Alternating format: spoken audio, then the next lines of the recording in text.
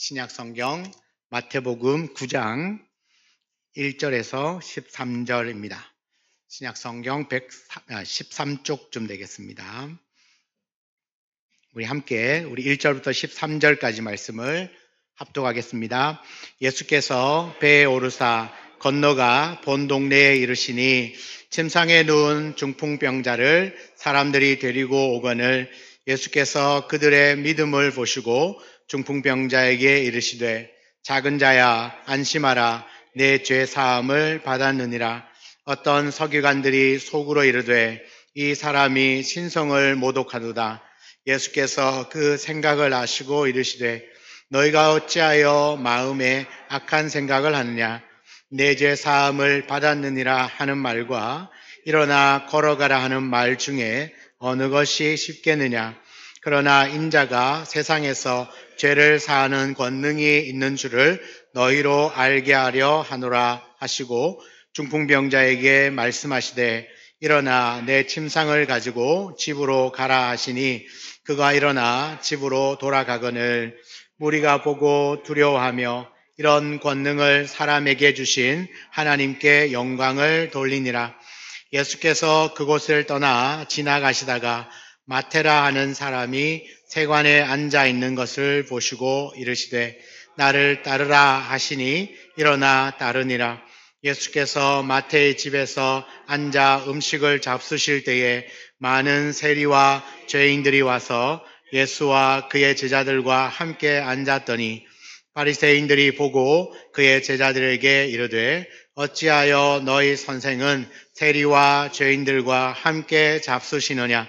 예수께서 들으시고 이르시되 건강한 자에게는 의사가 쓸데없고 병든 자에게라야 쓸데있느니라. 너희는 가서 내가 긍휼을 원하고 제사를 원하지 아니하노라 하신 뜻이 무엇인지 배우라. 나는 의인을 부르러 온 것이 아니요 죄인을 부르러 왔노라 하시니라. 아멘. 우리 예수 우리 왕이여 찬양합니다. 예수 우리 왕이여 예수 우리 왕이여 이곳에 오소서. 보좌로 주여 임하사 찬양을 받아 주소서. 주님을 찬양하오니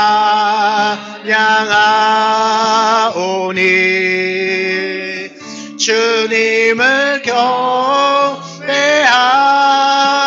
경배하오니 왕이신 예수여 오셔서 좌정하사 다스리소서.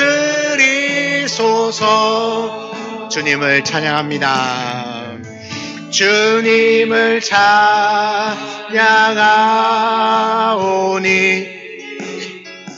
주님을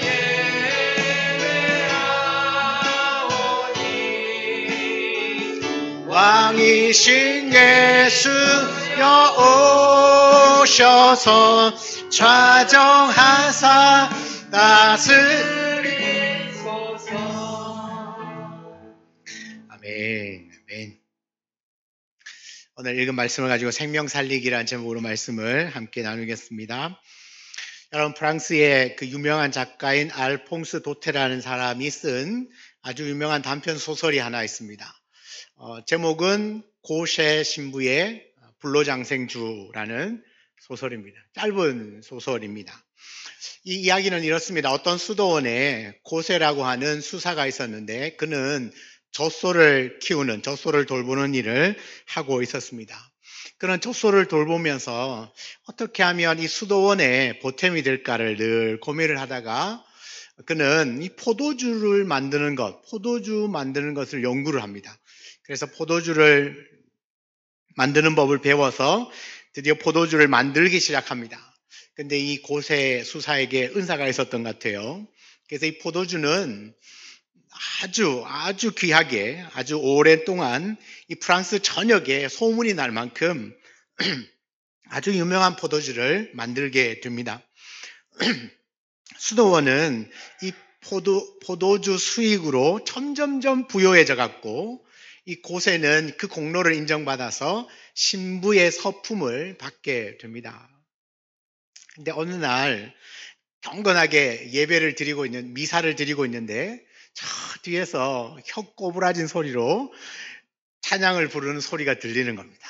예라라 이래서 찬양, 혀 꼬인 소리로 찬양을 하는 겁니다. 그 경건한 조용한 미사 시간에 뒤에서 막 큰 소리를 내면서 노래를 부르니까 사람들이 다 쳐다봤겠죠? 누구였습니까? 고세 신부였습니다. 왜냐하면 이 고세 신부는 포도주를 만들다가 그만 알코올 중독에 빠지고 만 것입니다. 이 일을 계기로 고세 신부는 많은 사람들에게 끌려서 성당 밖으로 나가야만 했습니다. 그리고는 결정하기를 더 이상 고세 신부는 미사에 들어올 수 없습니다. 그래서 그는 예배, 미사 금지령을 내립니다. 그리고 너는 포도주 만드는 저 창고에서 평생을 보냅니다. 여러분, 이 포도주는, 맛있는 포도주를 만들어져서 전국에 팔려나갑니다. 수도원의 이름을 걸고. 사람들이 수도원에서 판매하는 거니까, 만들어서 판매하는 거니까 얼마나 많은 사람들이 더 막 기쁘게 사 먹었겠습니까? 여러분, 그 수입으로 교회 성당을 새로 짓습니다. 또 음향기구를 바꾸고 피아노 바꾸고 점점점 교회는 화려해져 갑니다. 부유해져 가지만 정작 사람은 점점 죽어가고 있었던 것입니다. 여러분, 이처럼 수단과 목적이 뒤바뀌면 영혼은 천천히 파괴가 되고 마는 것입니다. 좀 씁쓸한 이야기이긴 한데 오늘 본문에 등장하는 바리새인과 서기관들이 역시 그러했습니다. 그들은 율법을 누구보다 철저하게 지켰습니다. 여러분, 우리가 잘 몰라서 그랬지 바리새인들만큼 철저하게 율법을 알고 지키려고 했던 사람도 드물 겁니다. 정말 철저하게 지켰고 경건하게 살려고 노력했던 사람입니다. 외형적으로는 흠잡을 데 없는 경건한 자들이었습니다. 그러나 그들의 시선은 점점 본질에서 벗어나기 시작합니다. 사람을 살려야 되는 율법을 가지고 사람을 정죄하는 도구로 사용해 버렸던 것입니다. 하나님의 말씀은 살리기 위한 것이지 않습니까? 우리의 구원을 위함이고 하나님을 알아가기 위하여서 우리에게 주신 것이 율법인데 그 본질은 온데간데 없고 이 율법을 가지고 사람들을 판단하고 정죄하고 너는 이 율법을 어겼으니까 우리와 함께 할 수 없어. 너는 율법에 이런 질병을 얻었으니까 우리와 같이 살 수 없으니 너는 동네 바깥에 나가서 저 산길 쓰게 혼자 살아. 그러면서 정결함과 부정함을 율법의 잣대를 가지고 결정하고 사람들을 재단하고 나누기 시작합니다. 여러분, 그러나 예수님은 다르셨습니다. 예수님은 병든 자를 고치셨고 죄인을 용서하셨고 사람들은 죄인들과 함께 어울리기를 원하지 않았지만 예수님은 심지어 그들과 함께 식사를 같이 하셨습니다. 예수님의 시선은 병이 아니라 죄에 있었고 죄보다 더 큰 긍휼에 있었습니다. 왜냐하면 예수님이 이 땅에 오신 이유는 생명을 살리기 위하여 오셨기 때문에. 말씀을 주신 이유, 율법을 주신 이유도 생명을 살리라고 주셨지만 사람들은 그 본질을 놓치고 그것을 가지고 내가 더 많이 알고 있고 내가 가르치는 자이니 너희들은 나의 가르침을 받아야 되고 따르지 않으면 우리와 함께 할 수 없어. 그래서 만약에 쫓겨난 사람들은 어떻게 합니까? 다시는 말씀을 들을 기회가 없고 다시는 살 수 있는 기회가 없는 겁니다. 그래서 주님은 어떻게 합니까? 그들과는 전혀 다른 삶을 살아가고 계신 거죠. 여러분, 오늘 말씀해 보니까 한 중풍병자가 나옵니다.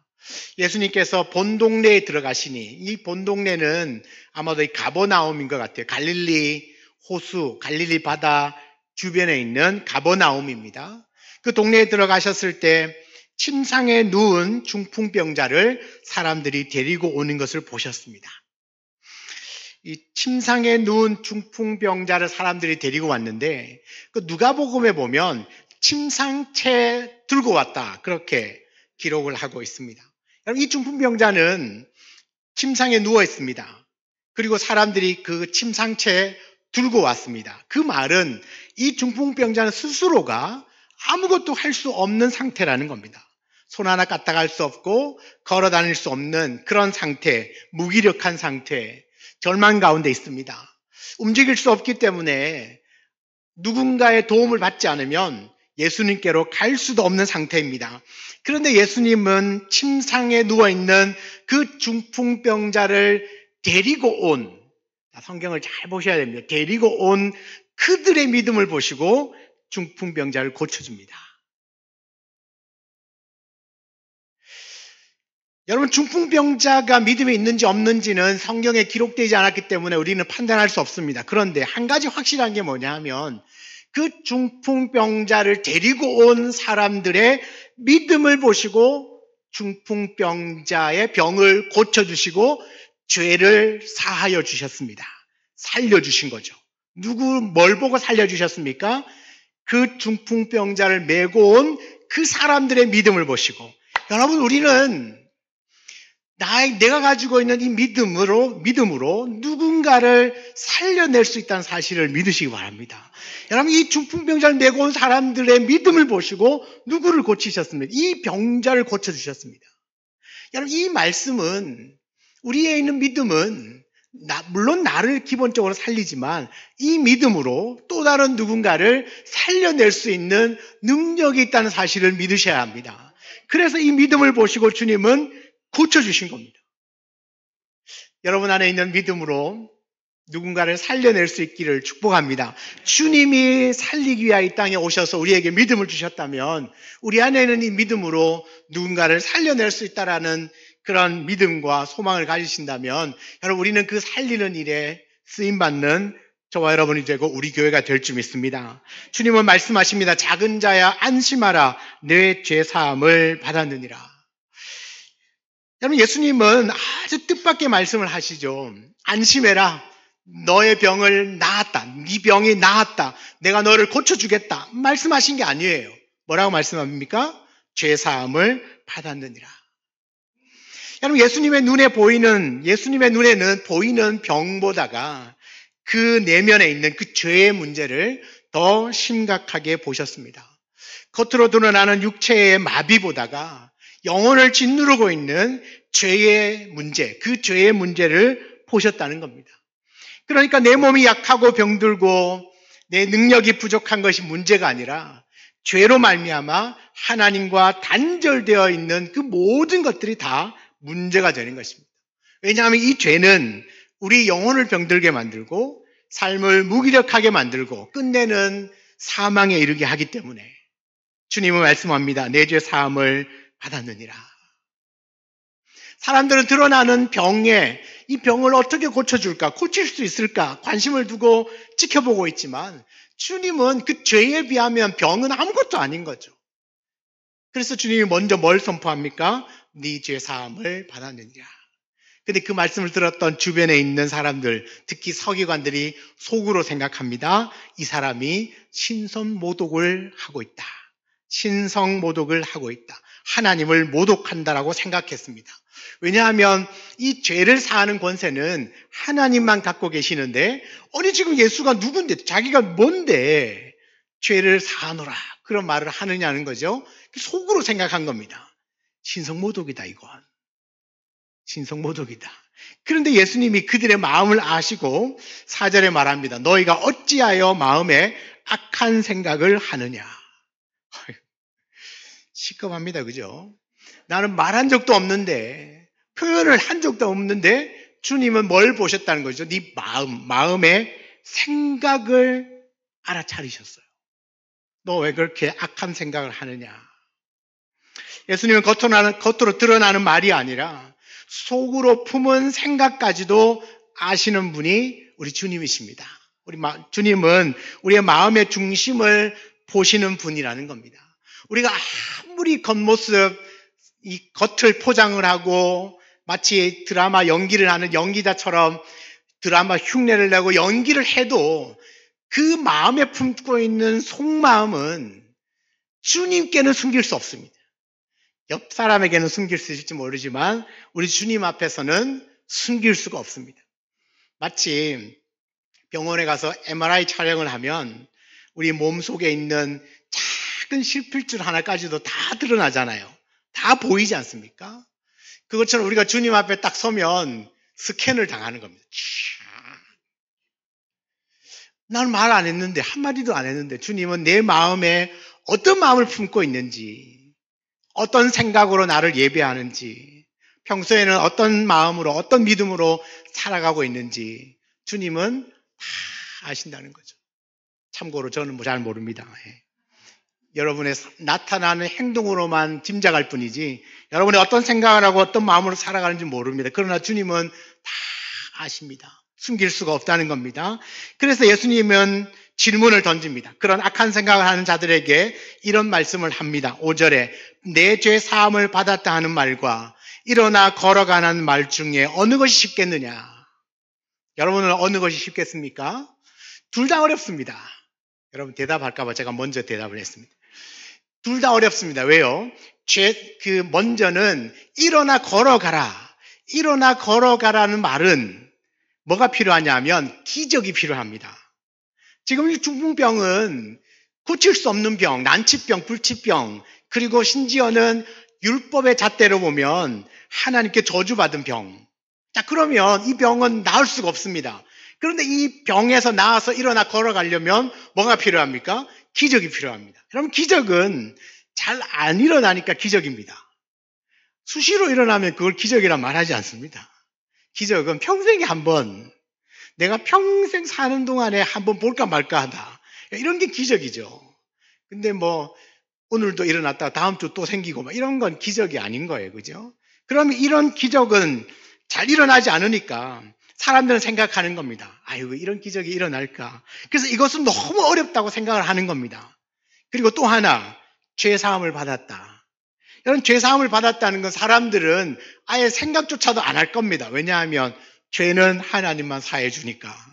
그러니까 하나님만 사할 수 있으니까 이건 내 문제가 아닌 거죠. 그래서 이건 제쳐놓고 그러면 일어나서 걸어가라 하는 것이 훨씬 더 어렵습니다. 그렇게 얘기한 거죠. 왜냐하면 죄사함은 하나님 하시면 되니까. 그러니까 이 병에서부터 회복되는 기적이 필요한 이 중풍병에서 고침을 받는 것이 더 어렵다고 생각을 했던 것 같아요. 그 생각을 다 아시는 주님이 6절에 말합니다. 그러나 인자가 세상에서 죄를 사하는 권능이 있는 줄을 너희로 알게 하려 하노라 하시고 중풍병자에게 말씀하시되 일어나 내 침상을 가지고 집으로 가라 하시니.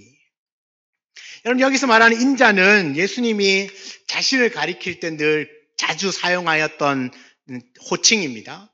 그러니까 인자는 예수님입니다. 예수님이 말씀합니다. 세상에서 죄를 사하는 권능이 있는 줄을 너희로 알게 하려고 한다. 사람들이 깜짝 놀란 거예요. 아니, 죄를 사하는 권능은 하나님만 하실 수 있는데 지금 예수님이 무슨 이야기를 하고 있습니까? 내가 세상에서 죄를 사하는 권세에 있다는 걸 너희로 알게 하고 싶다. 그 말씀은 곧 내가 하나님이다. 그런 뜻입니다. 내가 하나님이야. 그래서 나는 죄를 사해 줄 수 있는 능력이 있어. 이것을 내가 알려주려고 한다고 말합니다. 그리고는 일어나 침상을 두고 걸어가라. 기적을 베풀어 주신 것이죠. 그러니까 사람들 안에 있는 어렵다고 생각하는 이 두 가지의 문제를 주님은 한 방에 다 해결하십니다. 자, 그러면 이 말씀 자체는 단순한 위로가 아닌 거예요. 내가 너 고쳐주었으니까 이제부터는 잘 살아. 아프지 말고 잘 살아. 병 조금만 아프고 해달라고 기도해. 이렇게 위로하고 건면하는 정도가 아니라 실제로 주님의 이 말씀 한마디로 사람을 살리셨습니다. 여러분, 육체적인 질병으로부터 해방되면, 나음을 얻으면 여러분, 그 질병이 다시는 안 걸립니까? 다시는 그런 질병이 안 걸립니까? 예수님이 오셔서 고쳐주셨습니다. 예수님이 고쳐주셨으니까 이제는 모든 질병으로부터 나는 다시는 안 걸릴 거야. 아무 병도 안 걸리고 건강하게 살 거야. 그렇습니까? 그렇지 않습니다. 우리는 그 순간 그 질병이 나와도 또 다른 질병이 찾아오기도 합니다. 그러나 여러분, 이 죄는요, 주님이 보시는 그 죄사함을 받았느니라고 죄사함을 선포하시는 것은 다른 이야기입니다. 왜냐? 주님이 죄사함을 한번 선포하시면 그 효력은 영원하거든요. 우리는 한번 질병으로부터 고침을 받아도 또 다른 질병이 찾아와서 그 질병 때문에 힘들 수 있지만 한번 죄사함을 받고 나면 다시는 그 죄의 굴레에 얽매여서 살 수 있는 사람이 아니라는 겁니다. 그런 우리는 그 죄로부터 완전한 자유를 얻고 천국 백성으로 살아가게 되는 것이죠. 그러니 주님이 나를 향하여서 무엇을 선포해 주시는 것이 더 좋습니까? 병이 나을지어다, 아니면 죄 사함을 받았느니라. 여러분, 죄 사함을 받는 것이 훨씬 더 큰 문제요. 그것이 더 큰 은혜인 줄 믿으시기 바랍니다. 왜냐하면 그래야 살 수 있기 때문에 그렇습니다. 여러분, 침상에 누워있는 중풍병자는 일어나서 자기의 자리를 들고 집으로 갔습니다. 이 장면을 보니까 우리에게 얼마나 큰 소망이 되는지 모릅니다. 주님의 말씀은 단순히 우리의 감정을 위로하는 정도가 아니라 우리의 삶의 현실을 회복시켜 주시고 살려주시는 그 권세가 실제로 나타난 장면이기 때문에 그렇습니다. 이 기적을 경험한 사람들의 반응이 어떠냐? 8절에 무리가 보고 두려워합니다. 이런 권능을 사람에게 주신 하나님께 영광을 돌립니다. 아마도 여러분도 그 옆에 계셨으면 두려웠을 겁니다. 우와, 도대체 누구이길래, 예수가 누구이길래 아니 저 중풍병자에게 말씀 한마디로 고쳐버리냐, 죄사함을 선포하느냐, 얼마나 놀라겠습니까? 그런데 하나님이, 예수님은 살리기 위하여 오셨다고 그랬죠. 처음에는 그 두려운 마음이 있었지만 잠깐 지나고 나니까 그들이 뭘로 바뀌었습니까? 하나님께 영광을 돌립니다. 그들의 영이 회복되고 살아난 거예요. 아마 이 모여있는 무리들이 하나님을 아는 사람이었을까요? 예수님이 어떤 분인지 알고 따라온 사람들일까요? 아마도 모르는 사람이었을 겁니다. 그럼에도 불구하고 이 기적 하나로 그들은 하나님께 영광을 돌리는 사람으로 바뀝니다. 이건 살아났다는 이야기입니다. 그의 영이 살아난 것이죠. 주님은 이 중풍병자 한 사람만 살리신 것이 아니라 이 사람을 메고 온 네 사람뿐만 아니라 거기에 모여있는 사람들까지도 다 살려낸 거예요. 다 살아난 그 사람들이 뭘 합니까? 하나님께 영광을 돌리고 있습니다.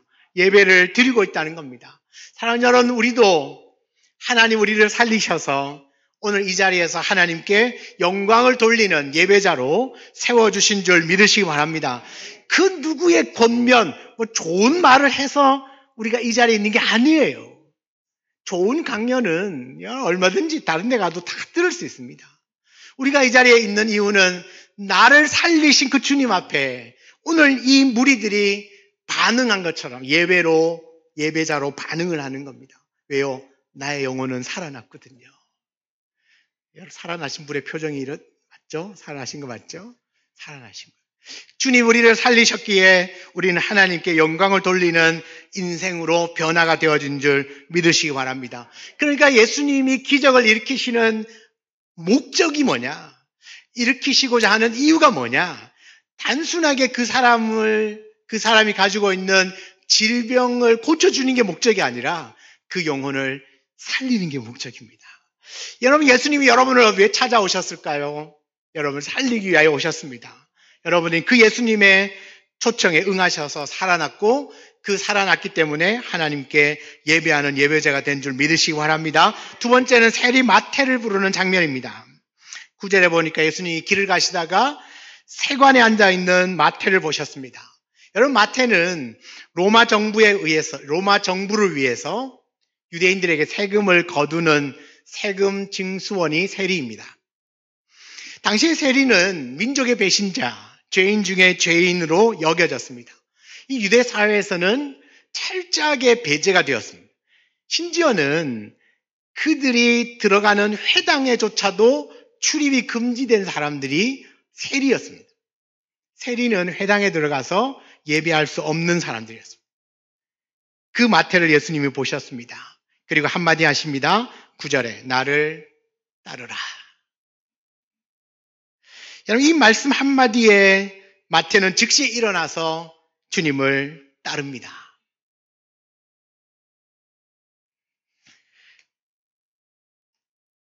사람들은 이야기할 거예요. 예수님, 왜 하필이면 세일입니까? 성경에 마태라고 기록되어 있지만 아마 사람들은 그 사람 이름을 모를 수도 있어요. 그냥 세리예요, 세리. 나쁜 놈, 죽일 놈, 죄인 중에 죄인. 같이 하면 안 되는 사람. 저 사람 왕따 당해도 뭐 합당해. 세리. 주님, 왜 하필 세리입니까? 아니, 왜 많고 많은 사람 중에 왜 세리를 부르십니까? 주님의 부르심은 주님이 말씀하십니다. 생각을 한번 해보시죠. 마태가요, 주님이 불러서 주님과 함께 살아갈 만한 어떤 자격이나 조건을 갖추어서 주님이 마태를 부르셨을까요? 아닙니다. 예수님이 마태를 부르실 때 물론 뭐 마태를 다 아시겠죠, 하나님이. 주님이 다 아실 겁니다. 근데 우리가 사람들이 생각하죠. 왜 세리입니까? 많은 사람 중에 왜 세리입니까? 라고 물을 때 주님은 아마 아니 그냥 내가 원하니까. 근데 마태는 주님의 부르심에 따라요. 여러분, 이 주님의 부르심에는 자격을 따지지 않습니다. 조건을 다 갖추어야만 주님이 부르시는 것도 아닙니다. 과거를 묻지도 않고 따지지도 않습니다. 그냥 주님이 부르시는 겁니다. 나를 따르라. 그러니까 그 따르라는 말씀을 듣고 순종하는 마태, 살아난 것이죠. 주님의 말씀 한마디, 나를 따르라. 따랐더니 마태가 살아납니다. 그리고는 그 마태는 나중에 나를 살리신 그 주님을 생명을 다하여서 또 전하는, 생명을 또 살리는 일에 쓰임받는 귀한 제자가 됩니다. 사랑하는 여러분, 우리도 주님이 부르실 때 어떤 조건, 어떤 자격을 갖추어서 주님이 나를 부르셨습니까? 여러분을 부르셨을까요? 그렇지 않습니다. 어떻게 보면 우리도 똑같은 마태입니다. 아무 자격도 없고 조건이 없는, 과거를 묻고 따지면 아무도 주님 앞에 설 수 없는 그런 죄악 덩어리입니다. 그럼에도 불구하고 주님이 나에게 말씀하시는 거예요. 나를 따르라. Follow me. 나를 따르라. 단순합니다. 다른 조건이 없어요. 너 마음도 착하고 잘생겼고 돈도 많으니까 나를 따르라. 아니요. 그냥 나를 따르라. 따지지도 않고 묻지도 않으십니다. 네가 과거에 어떤 일을 행했는지 아무도 주님은 하나도 묻지 않으십니다. 그리고는 따르라고 말합니다. 그런데 그 주님을 따랐더니 마태는 살아난 것입니다. 하나님 앞에서 부끄러운 날들, 또 어떻게 살아왔는지, 남에게 상처를 주고 신앙인답게 살아가지 못한 세상 사람들처럼 살아온 그 모든 순간들이 있지만 주님은 묻지 않습니까? 그저 나를 따르랍니다. 주님의 이 부르심은 비난하기 위하여서가 아닙니다. 구원으로의 초대고 회복으로의 초대고 생명을 주시겠다는 약속인 겁니다.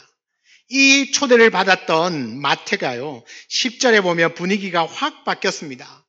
예수님이 마태의 집에서 세리와 죄인들과 함께 식사를 합니다. 여러분, 함께 앉아서 식사를 나눈다는 건 단순하게 밥 한 끼 같이 한다는 의미가 아니라 그 유대 사회에서는 너와 나는 동등하다, 너와 나는 친밀하다, 그런 표현이 밥 한 끼 먹자입니다. 밥 한 끼 먹는 거예요. 그러니까 아니, 사람들은 죄인이어서, 민족의 배신자여서 아무도 함께하지 않는 사람이지만 예수님은 친히 그 마태의 집에 가십니다. 그리고 그들과 함께 식사를 나누십니다. 예수님은 그들과 거리를 두지 않습니다. 율법을 가지고 있는 사람들, 그 율법으로 사람을 살려야 하지만 본질을 잃어버린 사람들은 마태를 철저하게 자기들의 삶에서 배제를 시켰습니다. 그러나 주님은 그들의 삶 안으로 들어가셨습니다. 차이는 그겁니다. 이 율법으로 살려야 될 사람이 살리지 못하면 오히려 그것이 사람을 정죄하는 도구로 쓰임받지만 예수님은 그들을 살리려고 오셨기 때문에 그들의 삶 한가운데로 들어가십니다. 그래서 그들을 살리는 것이죠. 사람들은 죄인이라고 거리를 두지만 주님은 그 죄인마저도 찾아가셔서 만나시고 그들을 살려주시는 겁니다. 이때도 바리새인들이 보고 비난을 하죠. 어찌하여 너희 선생은 세리와 죄인들과 함께 먹느냐, 잡수시느냐, 누구와 함께 먹느냐, 누구와 함께 있느냐가 다른 사람들은 판단 기준이었어요. 그러나 예수님은 아닙니다. 뭐요? 12절, 13절에 건강한 자들에게는 의사가 쓸데없고 병든 자에게라야 쓸데있느니라. 나는 긍휼을 원하고 제사를 원하지 아니하노라. 나는 의인을 부르러 온 것이 아니요 죄인을 부르러 왔노라. 여러분, 건강한 자에게는 의사가 쓸데가 없습니다. 별로 도움이 되지 않습니다. 그러나 병든 자에게는 반드시 의사가 필요합니다. 그런데 율법을 가지고 있는 사람들은 이 병든 자들은 너희들은 필요 없으니까 가라는 거예요. 배척하는 겁니다. 그러면 이 사람들은 살 길이 없는 거예요. 그냥 그들은 그 죄 가운데 살다가 어떻게 구원받을지도 모르고 살다가 죽어가는 겁니다. 그러나 예수님은 나는 너희들이 의인이라고 말하는 너희들을 위해서 온 것이 아니라 죄인을 위하여서 내가 왔다. 내가 원하는 것은 제사를 계속 마음도 없는 제사를 드리는 것보다는 긍휼을 원한다. 차라리 저 불쌍한 사람들을, 연약한 사람들을 불쌍히 여기며 긍휼을 베풀어주는 사람들을, 그들을 원한다. 그래서 나는 의인을 부르러 온 것이 아니라 죄인을 부르러 왔다. 여러분, 주님은 살리시는 분이십니다.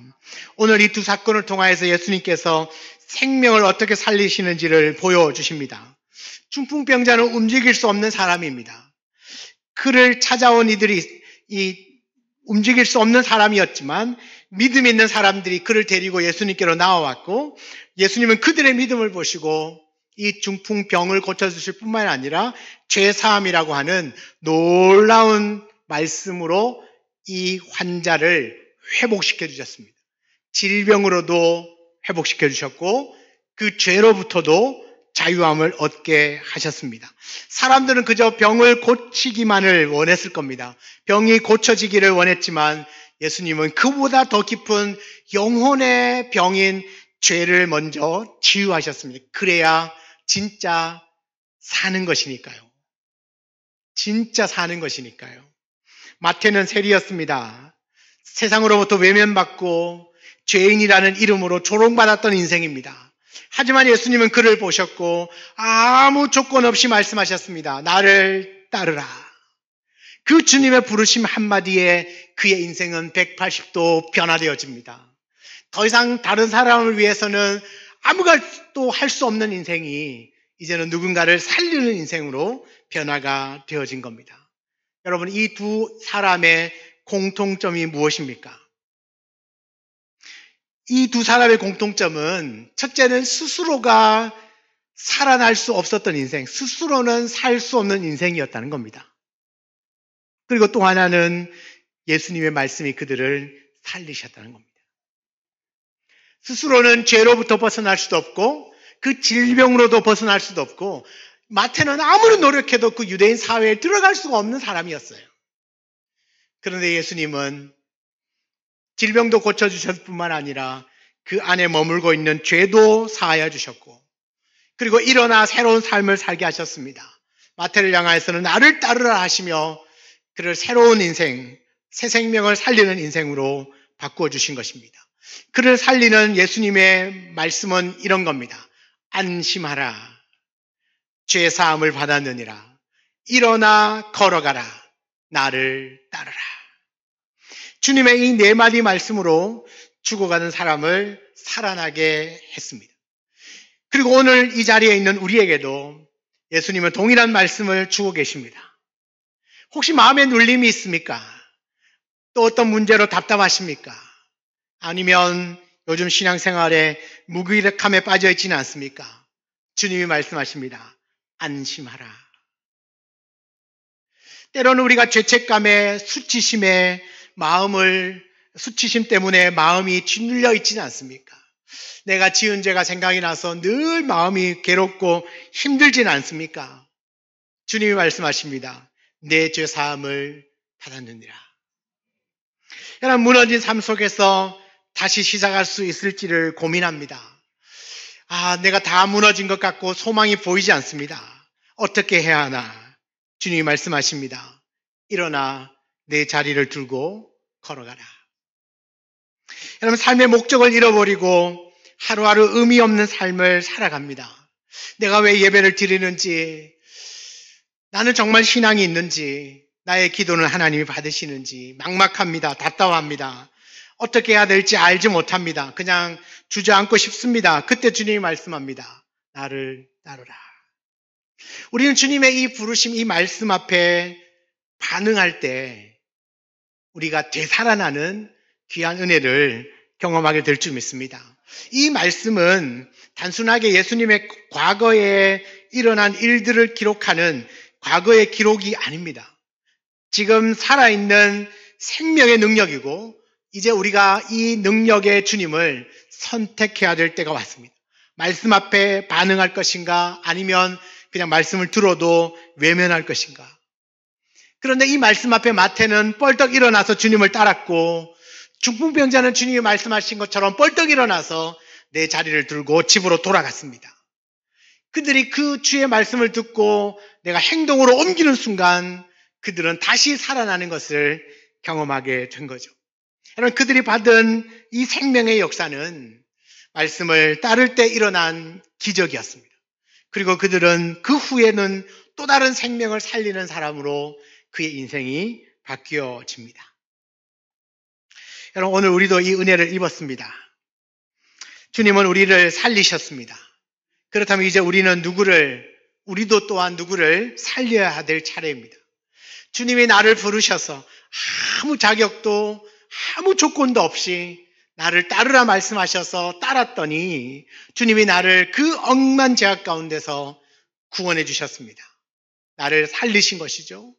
그러면 나를 살리는데 단순하게 너 살았으니까 됐다. 그게 아니라 나를 살리신 주님, 내게 주신 이 믿음을 가지고 또 다른 누군가를 살리는 일에 쓰임받기를 원하십니다. 여전히 절망 가운데 있는 누군가에게 지금도 죄책감에 눌려있는 가족들에게 신앙이 식어져 있는 우리의 이웃들과 우리의 자녀들에게 주님의 말씀을 전해야만 합니다. 왜냐하면 그 말씀으로 그 영혼을 살릴 수 있기 때문에 그렇습니다. 여러분, 사람을 살린다고 하니까 나에게 어떤 능력을 주셔서 나에게 신유의 은사를 주셔서 그래야 내가 살리지. 그런 걸 의미하는 게 아닙니다. 우리는 능력 없는 거 다 알지 않습니까? 나에게 능력이 있는 게 아니라 나를 살리신 주님이 내 안에 계시지 않습니까? 내가 전하고 내가 누군가를 살릴 수 있다라고 하는 확신을 갖고 믿음을 갖는 것은 내 능력이 아니라 나를 살리신 주님의 능력을 믿기 때문입니다. 그래서 또 다른 누군가가 이 예수 그리스도를 영접하기만 하면 살아나니까요.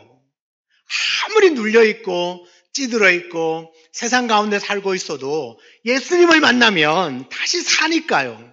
그냥 그가 가지고 있는 문제가 해결받는 것, 여러분, 그건 그냥 차후의 문제입니다. 더 심각한 가장 중요한 문제는 예수님을 만나 죄사함 받는 것. 그래야만 영생을 누리고 영원토록 사는 생명을 얻을 수 있기 때문에 주님이 정말 살리고 싶으신 것은 바로 우리에게 이 생명을 주고 싶어 하는 것이고, 내가 이 생명 살리는 일에 쓰임을 받아야 되겠다. 쓰임을 받아야만 하는 이유도 또한 또 다른 누군가가 이 새 생명을 얻도록 하기 위함입니다. 여러분, 우리가 말씀을 붙들고 나를 살리신 그 주님의 그 생명을 생각하신다면 또 다른 누군가에게 생명을 전할 수 있는 우리 믿음의 성도들이 우리 교회가 되기를 축복합니다. 이 중풍병자를 메고 온 사람들의 믿음을 보시고 병자를 고치셨다는 것, 모든 사람들이 다 배제시켰던 마태의 그 삶 가운데로 들어가셨다는 것, 우리는 누군가를 살리기 위하여 우리도 이렇게 해야 합니다. 누군가의 삶 속으로 들어가셔야 하고, 누군가를 데리고 강제적으로 강권해서라도 주님 앞으로 데리고 나올 때, 그때 생명의 역사는 일어나는 것입니다.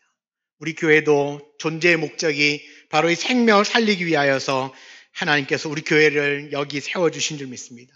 이제 우리가 이 사명을 잘 기억하셔서 나를 살려주신 그 주님, 내게 새 생명을 주신 그 주님을 믿고 나도 누군가를 살리는 데 쓰임받는 내 믿음, 내 믿음으로 누군가를 살리는 데 쓰임받는 나의 삶이 되고 우리 교회가 되기를 위하여서 기도하고 또 이 귀한 일에 우리가 같이 함께 동참하여서 우리 주님 오실 그날까지 교회에 주신 이 귀한 사명, 영혼 구원의 사명을 모두가 다 감당해 낼 수 있는 저와 여러분과 우리 교회가 되기를 주의 이름으로 축원합니다. 아멘. 같이 한번 주신 말씀을 붙들고 기도하겠습니다. 하나님, 우리의 인생 가운데 찾아오셔서 나를 부르시고 만나주시고 우리의 죽어가는 영혼을 살리셔서 새 생명 가운데